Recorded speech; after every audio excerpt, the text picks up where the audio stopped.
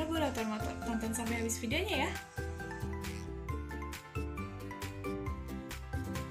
Perkenalkan, nama saya M. Ali Al-Fadri, NIM 120330086 dari TPB 44, Prodi Teknologi Industri Pertanian. Perkenalkan, nama saya Muhammad Eros Harjuda, NIM 120350136, TPB 44, Prodi Teknologi Pangan. Halo, perkenalkan nama saya Rika Yumolana, NIM 120350130 dari TPB 44A, Prodi Teknologi Pangan. Perkenalkan, nama saya Sausa Nurjihan, NIM 120350134 dari Program Studi Teknologi Pangan TPB 44. Perkenalkan, nama saya Yulis Manjuntak, NIM 120350125 dari Prodi Teknologi Pangan TPB 44. Hai semuanya, perkenalkan nama saya Arif Firmansyah, NIM 120330089, TPB 44 dari Prodi Teknologi Industri Pertanian. Hukum Bernoulli adalah hukum yang berlandasan pada hukum kekekalan energi yang dialami oleh aliran fluida.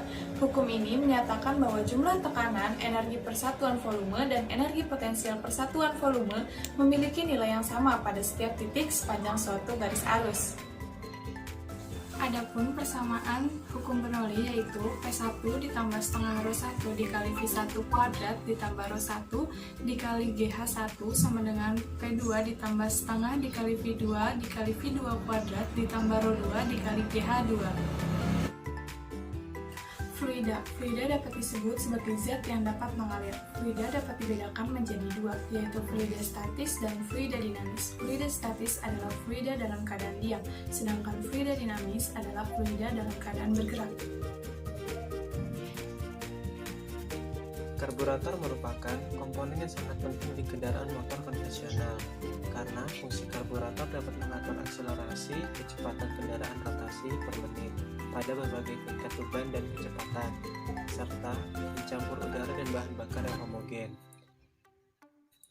Fungsi pada karburator yang pertama adalah sistem pelampung atau float system, berfungsi untuk mengatur atau menjaga agar permukaan bahan bakar yang ada di dalam mangkuk tetap konstan dan stabil.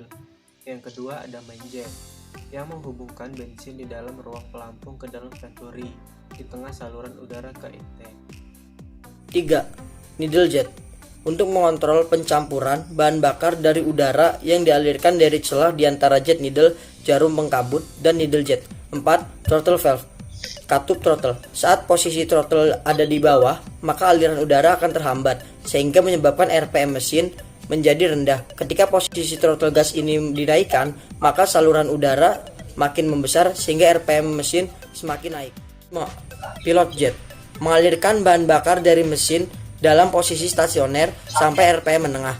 6. Pilot air, mengatur campuran bahan bakar dan udara pada putaran menengah dan tinggi. 7.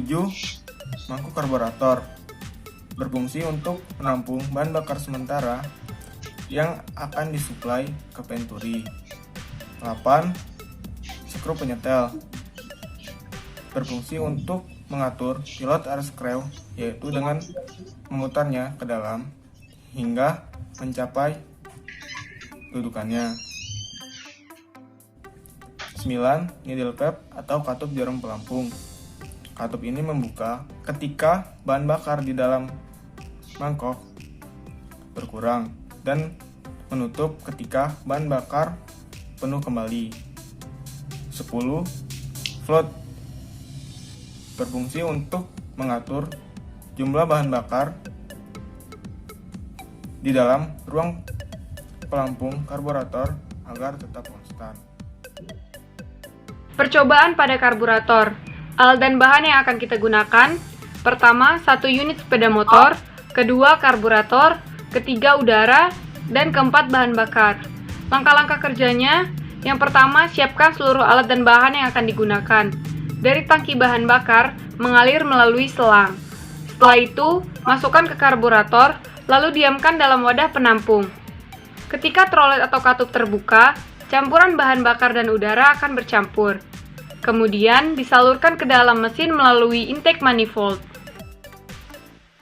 Prinsip kerja karburator. Sewaktu torak bergerak ke TMA menuju TMB di dalam langkah hisap, maka pada lubang silinder terjadi pembesaran ruangan, sehingga menimbulkan kevakuman pada lubang silinder tersebut. Kevakuman ini akan membuat perbedaan tekanan udara antar alam bebas dengan lubang silinder, di mana tekanan udara di dalam lubang silinder lebih rendah daripada tekanan udara pada alam bebas. Selanjutnya, jumlah udara yang masuk dapat diatur oleh sebuah katup pada karburator yang disebut throttle valve. Nah, katup ini dihubungkan melalui kawat pada pengatur akselerasi atau gas pada stang kemudi. Dengan adanya katup ini, maka lubang tempat mengalirnya udara dapat dipersempit. Penyempitan saluran udara ini disebut venturi, yang membuat alirannya menjadi lebih cepat. Gunanya mempercepat aliran udara di bagian venturi ini adalah agar udara yang mengalir cukup kuat untuk membawa partikel-partikel bensin yang keluar dari mulut saluran di bawah throttle valve itu. Lalu, bensin dapat keluar dari saluran bila aliran udara pada bagian venturi dipercepat, yang artinya tekanan udara pada bagian venturi ini adalah rendah, sedangkan tekanan udara di dalam mangkuk tempat penyimpanan bensin pada karburator adalah tinggi. Maka mengalirlah bensin yang ada pada mangkuk itu ke dalam nozzle pada bagian Z atau spoiler. Nah, setelah masuk pada bagian Z, kemudian keluar pada bagian saluran main Z. Keluarnya bensin pada saluran main Z ini sudah merupakan kabut bahan bakar. Kesimpulan.